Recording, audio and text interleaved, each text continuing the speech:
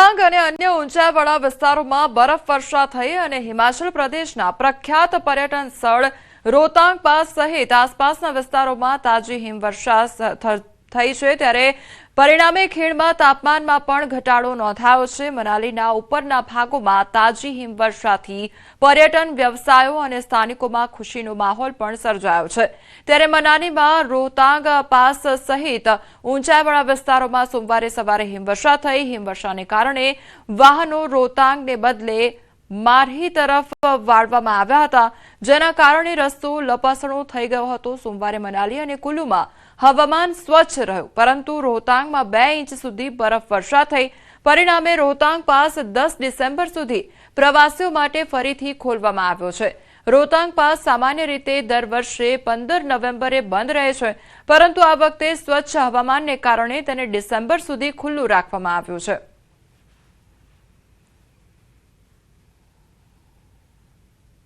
अभी जो सुबह की जो ठंड थी, रोहतांग में जो बर्फबारी हुई है, उससे जो है बहुत ही हमारे को फायदेमंद है और पर्यटक जो है और ज्यादा आए। हमारे को ये उम्मीद है कि थोड़ी और ज्यादा आएगी।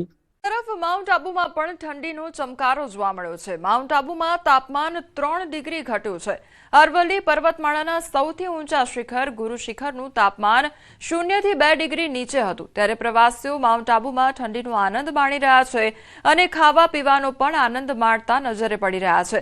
आगामी दिवसोमां प्रवासीओ माउंट आबूमां बरफ जोशे। पर्यटन स्थळ माउंट आबूमां रविवारे तापमान 4 डिग्री हतुं, त्यारे माउंट आबूमां तापमान 3 डिग्री घट्युं।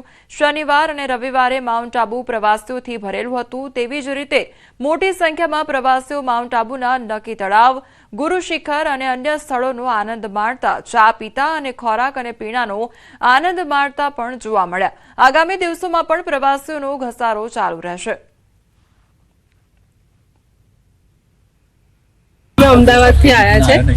अमे काले रातना बहुत ठंडी हती, बहु एन्जॉय कर्युं। लाइव म्यूजिक, केम्प फायर, पछी त्यां लाइव मेहंदी मूकवानुं बी ए लोकोए राख्युं हतुं एडजस्टमेंट, तो बहु ज मजा आई। ठंडी तो बहु ज हती, पछी अमे आइसक्रीम बी खाधुं, सॉफ्टी खाधुं, मजा आई गई। अमारा गुजराती माटे माउंट आबू एटले रिलेक्सेशन प्लेस। अमारा गुजराती माउंट आबूमां आवे ने आवे एटले माउंट आबूमां खूब ज मजा आवे छे। गुजरात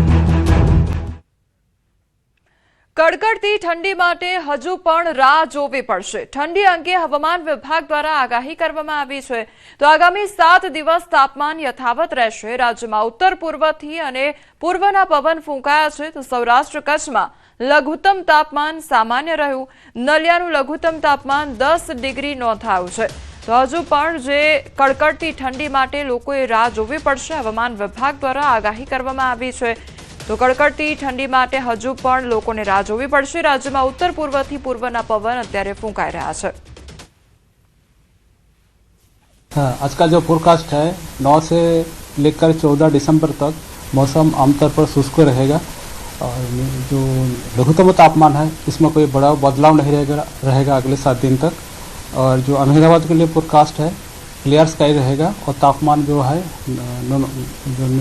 मिनिमम टेम्परेचर है 15 डिग्री सेंटीग्रेड के आसपास रहने का पूर्वानुमान दिया गया है। कोस्टल में जो पवन का दिशा है उत्तर पूर्व से पूर्व दिशा से है और इसका जो स्पीड रहेगा 15 से 20 नॉट।